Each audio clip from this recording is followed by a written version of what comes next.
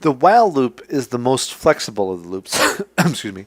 Not that the for loop can't be flexible, but the while loop is at least cleaner in syntax.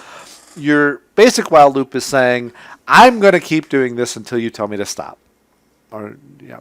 So basically, the way the while loop functions is I have the word while, just like I would have the word if, and then a decision, just like in an if, that's either true or false.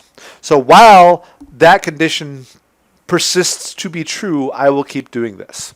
Until you tell me that I should no longer do this, I will keep doing this, is essentially the way the while loop works. So the example you see in front of you is exactly like a for loop. It has an initialization, I is equal to 0.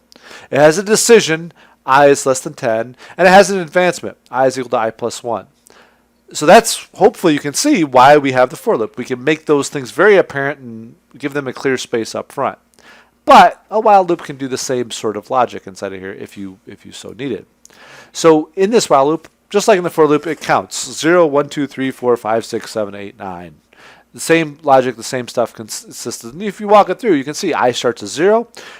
Is I less than 10? Yes. Okay, print out I. I is equal to I plus 1. Now is I is equal to 1. Is that less than 10? Yes. Print out. I is equal to 2. Is I less than 10? Yes. Print out. Bum, bum, bum, bum, bum. I is equal to 9. Is I equal to less than 10? Yes. Print it out. I is equal to 10. Is 10 less than 10?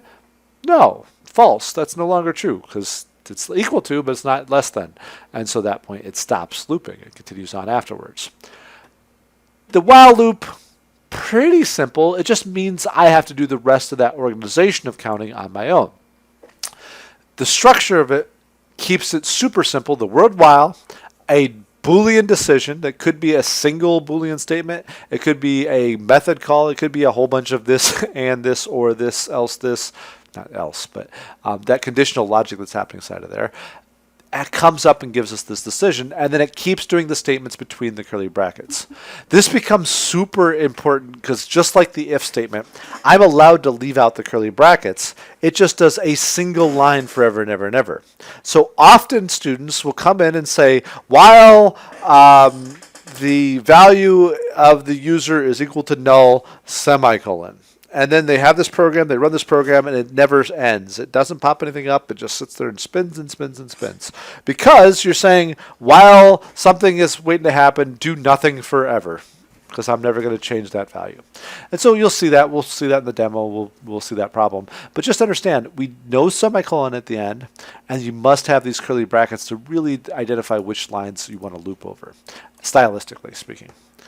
Now, the flip of that is the do while loop, where the do while is exactly the same conceptually. All the rules are the same, except for instead of starting with the word while, I start with the word do, and I end with the word while. So you can see in the structure, do while I is less than 10, semicolon. Now, this isn't the most interesting execution example. It gives us the exact same thing we saw in both those examples up above. The fundamental difference between the while loop and the do while loop is I will always print out, in this case, a number the first time. So if I said instead of I is equal to 0, if I said I is equal to 10, in the previous example we saw up here, in this example, if I starts off as 10 up here, while I is less than, so if I is 10, while 10 is less than 10, well, it would never execute this. It would skip it all. It would never do this. Where in this case, if I set I to 1,000,000, let's say, do I is equal to, you print it out, so I is equal to print out 1,000,000, and then I is equal to I plus 1, while I is less than 10. Well, I was never less than 10, so I'm not going to continue to loop. So the do while loop, the key to that logic, the key to that structure is I will always, always, always start with executing the body one time. All right, so the do while loop syntax is exactly the same. It just means that I execute the body one time. That's why it's really, really rare. How often do I want to just blindly do something without checking some condition ahead of time? Normally you want to check it ahead of time. If the user gave us a valid value, then loop around or whatever like that. Not just boom, go off and do that. But you'll see that as you get into code more. I can literally say I don't think I've ever coded a do while loop outside the classroom. But maybe I just forget about it and haven't used it in places where it could be used. So With all three of our loops, it's possible to write never-ending loops. I can write loops like this: for semicolon, semicolon, or while true, or do while true. In each one of these conditions, we would enter the loop and there'd be no way to exit the loop. The loop would execute forever until the computer ran out of batteries or you killed the program, whatever happened first. Now, not very useful, except if I plan it that way. Within these sorts of loops that loop forever, they typically need something to change the circumstances, something to change the data that's inside of them, to change the conditions in which that exit. And so sometimes, even if I do have a predefined number of things that are supposed to happen, like I'm looping through everybody in the classroom's assignment until I find the person who forgot to turn in IP1, well, once I find that person, I'm not going to keep looking at the students, right? So there's two constructs inside of there that help us interrupt the flow of the loop: the continue statement and the break statement. The continue statement basically stops the one I'm looking at and says, okay, enough of this, and then jump to the next one. Or the break statement says, okay, I'm done with all this, and go home. So let's give the example again. If I'm going through and grading people's papers, and I'm looking to see, did you submit your, let's say for phase 1, you were submitting a use case diagram. And if you didn't submit the use case diagram, then I'm going to just stop grading it all together. I just send it back to you and say, hey, go do a use case diagram. Okay, so maybe I check the use case diagram first. If it's not there, I stop coding, stop grading. But if it is there, then I'll continue on and grade the code that you wrote or the other pieces that you wrote inside of there. That's an example of the continue statement. As opposed to, if I'm a really diva, the first person who doesn't turn in the use case diagram, I stop grading everybody's. And so nobody gets graded until everybody's turned in the use case diagram. That would be there. Or as I said, more likely, I'm searching for the person who forgot to turn it in. If it's the first person, I'm not going to go search through the rest of the people in class. So I keep searching until I find it, and then I stop. That's the break statement. I'm going to keep doing the loop until you say stop doing the loop at that point. So let's see these guys in action. So the continue statement. Again, these can work in for loops, while loops, or do while loops. So I could say, maybe I'm processing some data. So I'm looking through a list of data inside of there. And while I'm searching through the list, if the item has already been processed, I say continue on to the next item in the list. Or in the while loop, I'm looping through a list that, there's some next function outside of there that says go off and work with the next one. And if that item has already been processed, then I continue that on. So the continue in this case says I'm not going to stop looping. I'm going to jump back to the start of this. Either in the case of the if then else statement, I'm going to advance to the next one and then go and check out the rule again and then keep processing again. Or in the continue statement for the while statement, I'm just going to jump up and check it again up here. I'll keep processing. As opposed to the break statement, which is said, I'm looking through it. If I find the desired element that I want to in the list, then I just set the index of the desired element to the index and then break. I'm done. Same sort of thing here. I find the desired element. I set my desired element, and then I break. I'm done. I jump out of the loop. I stop executing. So conceptually, it's really easy, the behavior it is. The trick is not what these do in the small scale. It's about putting it together into the bigger picture. How do I know how to implement my logic using these tools?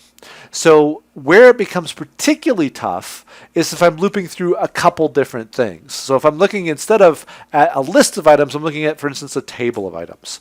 So for each row, I want to search through each column, or each row, however you want to look at that. And so in that situation, I have to be more specific with my continue and my break. Now, this comes up infrequently, but when it comes up, it's really powerful, where you could say continue search row. I can name my loops in this case. So I can say search columns is the name of this loop, search rows is the name of this loop, and my continue and my break can jump out of that. And this is where it gets interesting. Instead of just jumping from one place to another, in or out or whatever, I have to construct what are the rules I'm going to go by. In this case, I've chosen to go through each column and then search each row. So I'm going to go, if you have a table of data, all the students, I'm going to look through homework 1, homework 2, homework 3. And for homework 1, I'm going to go through each student. For homework 2, I'm going to go through each student. There's nothing to say I couldn't, for each student, go through homework 1, 2, 3. that's just a decision, a design decision. That it could be done any number of ways. As you get homework assignments, there's going to be more than one way to solve the logic you're being asked to do. So that's where your design comes up, and part of that is picking the right loop for the job and the right structures for the job. So generally speaking, loops that are open-ended are harder to debug, they're harder to write, they're harder to get the logic done properly. So preferably, I do a for loop because I should be able to calculate the number of times I want to loop through something. The reason I can't do that is, like, let's say I want input from a user. The user might give me the right input the first time. It might take them 30 times to give me the right input. So unless I explicitly want to limit that input, then I got to choose what to do. So the while loop is pretty much better if I can't calculate ahead of time. The do while loop is when I want to do things one time alone. Again, they're very rare. So for instance, though, let's say you're asked to get input from a user, but if they fail, like in a password situation 3 times, I need to stop. Well, I could do a for loop where I'm going to ask you 3 times unless you get it right. So I could say for I is equal to 0, I is less than 3, I plus plus. If the answer's right, then break. I could do that design. Or I could do a while loop, say while the answer's not right, while the answer's wrong, keep looping. And inside the while loop, I can have a counter that says if the counter is greater than 3, then break out of the loop. Either one of those are valid designs, and that's where your job comes up. That's where we'll spend a little bit more time in the demo. But let me tell you, I could show you 50 demos, and I probably still wouldn't even cover a fraction of all the different types of logic you might need to employ before you finish your need to write code. So that's where you have to start taking these tools I'm giving you, the for loop, the while loop, the if statement, the variables, the math, the logic, all that sort of stuff, and get the syntax down and start to put it together with other different logical situations, the homework assignments you're giving, things from the real world, ways of solving problems. Because that's what this is all about, using this language to solve problems.